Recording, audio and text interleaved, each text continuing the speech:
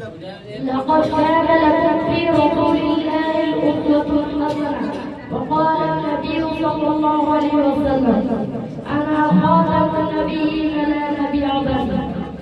My humble guests, respect our teacher, dear audience, Assalamu alaikum wa rahmatullahi wa barakatuh.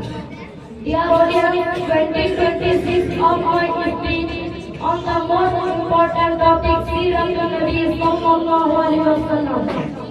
It is a vast topic that is college students like me cannot explain.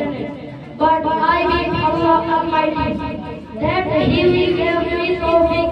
Dear audience, Hazrat Muhammad sallallahu alaihi wasallam is the last prophet of Allah Almighty. You are born in Makkah on April 5, 71 AD. It is our strong belief that is the last prophet of Allah Almighty. He said himself, "Ana khatam nabiyyin la nabiyya ba'di." He was very simple minded, humble ever before the family of Prophet Muhammad